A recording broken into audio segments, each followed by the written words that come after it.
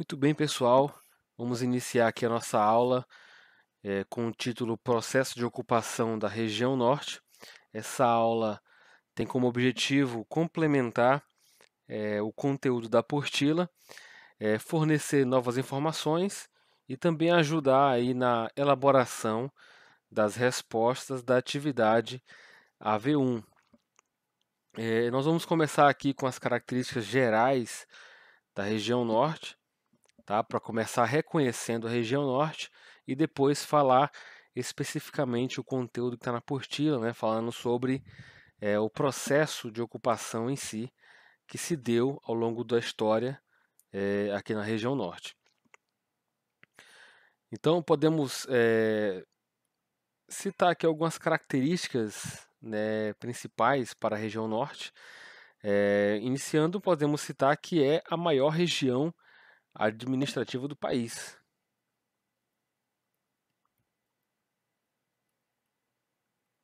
É a maior região administrativa do país, contendo aí, ó, 7 estados.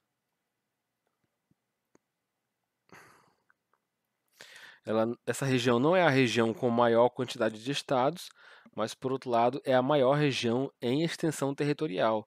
E podemos aqui nomear os estados, reconhecer os estados que compõem a região norte, né? Aqui no extremo norte, ó, Roraima, Amazonas, o Acre, Rondônia, Pará, Amapá e Tocantins, tá? Essa também é a região com a menor densidade demográfica, pessoal. Menor densidade demográfica, ou seja, nós temos aqui nesse gráfico ao lado, a região norte conta com apenas 8% da população do Brasil. Então aqui, ó, 18 milhões, pouco mais de 18 milhões de habitantes, segundo o IBGE 2019. Então, apesar de ser a maior região em extensão territorial, é a menor região aí em densidade demográfica. E o que vem a ser a densidade demográfica é a quantidade de pessoas por quilômetro quadrado, né? Nós vamos ter, por outro lado, a região sudeste como a maior região em quantidade de população, tá certo? E já que iniciamos falando aqui das características gerais, dos aspectos gerais, vamos falar também um pouco sobre os aspectos físicos da região norte, tá certo? Que se confunde muito, né? Vai coincidir, na verdade, com os aspectos físicos da própria Amazônia, tá? Da região amazônica. O limite da Amazônia Legal dentro do Brasil se confunde um pouco, né, com o limite da região norte. Porém, o limite da Amazônia pega um pouquinho ali do estado do Mato Grosso, tá certo? Então, podemos citar aqui como características principais, né? Começando pelo clima. É um clima equatorial.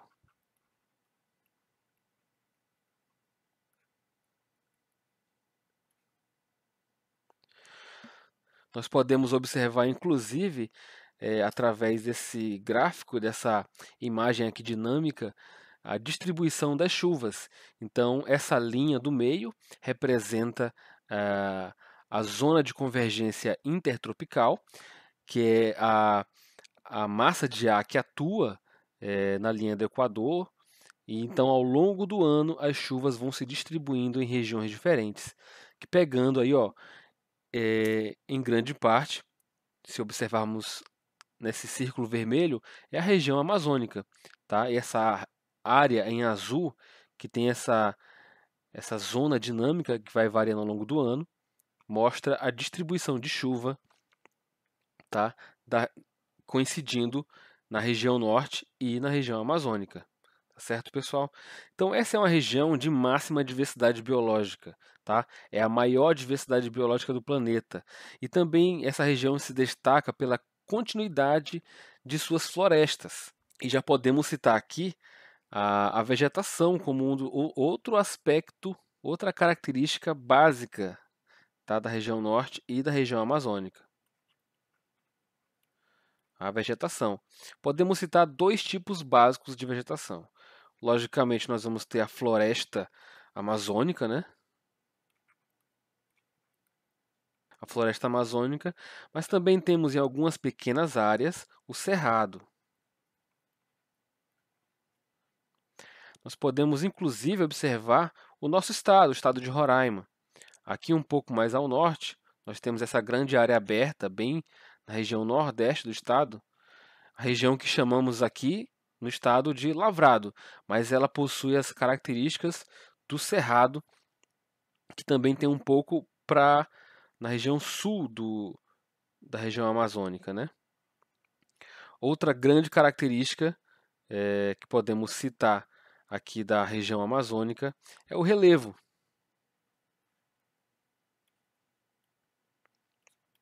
Tá? Nós vamos ter, em grande parte, uma grande planície, tá? Coincidindo aqui com a bacia hidrográfica. Nós vamos ter também os planaltos e as depressões. Planaltos e depressões. Os planaltos vão estar na região mais ao norte e sul. E no centro, nós vamos encontrar as planícies. Então fica mais ou menos dessa forma, né? Na parte norte, planaltos. No centro, uma grande planície, coincidindo aí com o rio Amazonas. E no sul, planalto de novo. Tá? Então nós temos aqui norte e sul. E aqui o rio Amazonas, ó.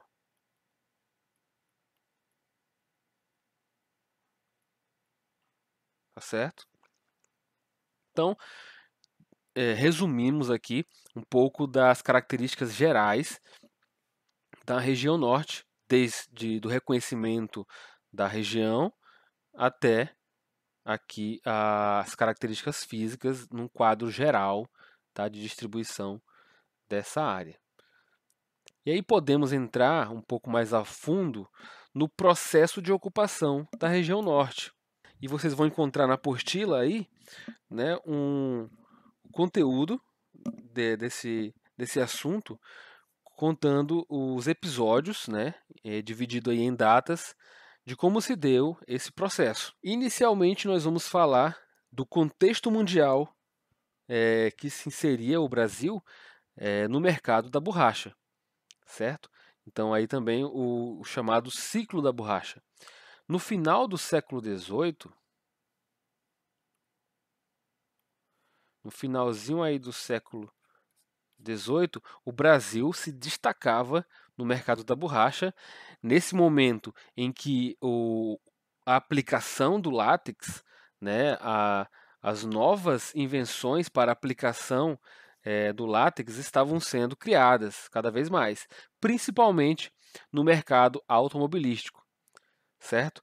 Então, na data mais específica aí, ó, de 1898,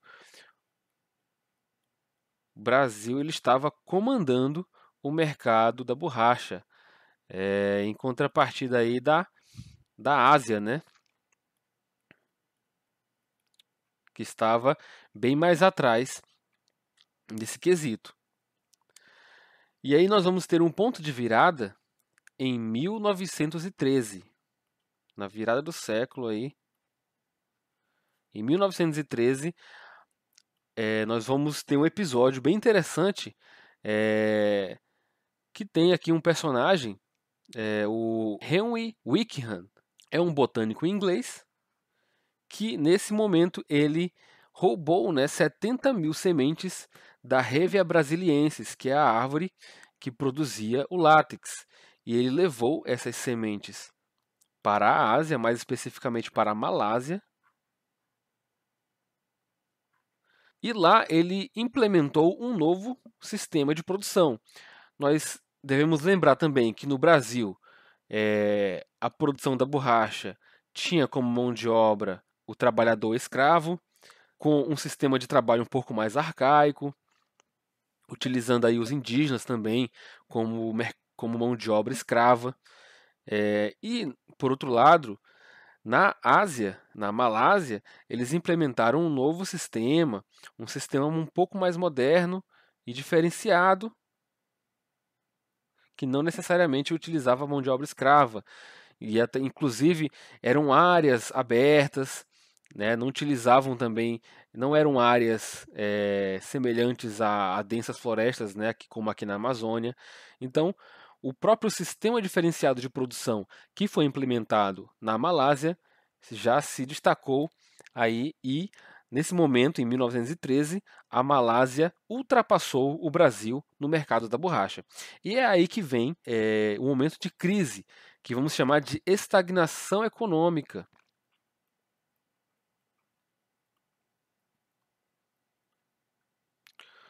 Por que que se deu esse momento de estagnação econômica?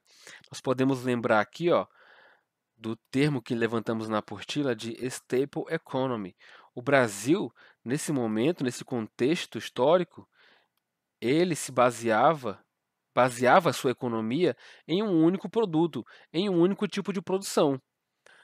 Então foi significativo o impacto nesse momento no Brasil, visto que a borracha era a principal atividade econômica e o staple economy significa justamente isso, a economia baseada em um único produto. E isso trouxe diversas consequências, né? Visto que o Brasil ele investiu muito, né, em levar mão de obra para a região norte, para a Amazônia, investiu muito na plantação da Hevea brasiliensis, né, que é a árvore de extração da borracha. E nesse momento, o então presidente Hermes da Fonseca, ele tentou implantar um plano, né, de socorro para a Amazônia, mas nunca saiu do papel. Então as consequências foram desastrosas para esse momento. E nós chamamos aqui de consequências à organização espacial. Porque, mais uma vez, lembrando, ó, toda atuação humana em determinado local, ele produz uma organização espacial, seja ela positiva ou negativa. Então, nesse momento aqui, o Brasil estava produzindo uma organização espacial na Amazônia, na região norte, de quê?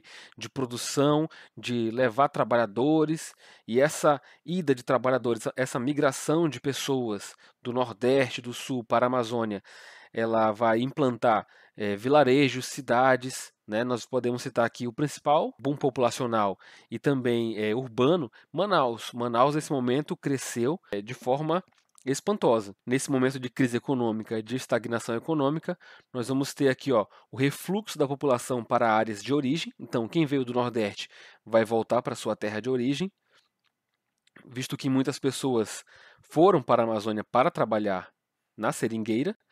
E também, ó, vamos ter o declínio da população nas pequenas cidades criadas próximas aos seringais. Então, isso aqui, pessoal, é a organização espacial, é a produção do espaço dentro da região norte, que começou principalmente com o ciclo da borracha. E aqui eu vou apenas citar alguns momentos-chave, tá, para o processo de ocupação da região norte. Muito baseado na intervenção do Estado brasileiro, tá, para levantar a economia e para valorizar a economia da Amazônia e também para proteger. Nós vamos ver também aqui que tem muito intuito de proteger a Amazônia de invasão nesse momento. Então você tem na apostila aí, ó, o período de 1940 a 1954, que marca o início da intervenção estatal na Amazônia, certo? Em 1940, o governo Vargas ele cria o plano para ocupar a região e ele cria esse lema, ó, ocupar a região para protegê-la de invasões estrangeiras. Então, nós temos muito na Amazônia, em regiões mais inóspitas da Amazônia, bases militares, tá? Incentivando aí a criação de colonos camponeses, tá? Com algumas atividades latifundiárias. Foi incentivada a modernização das atividades extrativistas da Amazônia, certo? E até o final do seu mandato, a intervenção do Estado na região foi intensificada cada vez mais. No período de 1955 a 1964, houve o estabelecimento de bases, tá? Estabelecendo as bases de integração da região norte. E vamos citar como principal evento aqui, ó, em 1953, a criação da Superintendência de Valorização da Amazônia Legal, tá? E essa Superintendência de Valorização da Amazônia Legal culminou na criação, mais tarde, da SUDAM, que é a Superintendência de Desenvolvimento da Amazônia, que é a criação de uma entidade legal, né, para cuidar da Amazônia. E é aqui que nós temos, ó, a delimitação da chamada Amazônia Legal, que pega ainda o estado do Maranhão e Mato Grosso, tá? Se diferenciando um pouco da delimitação da região norte, da própria região norte. Tá certo, pessoal? Então a gente vai dar uma pausa por aqui nesse conteúdo. Eu espero que tenha ajudado vocês a pensar um pouco mais sobre o conteúdo e a melhorar a resposta de vocês na atividade da AV1. Tá certo, pessoal? A gente volta depois com outra aula.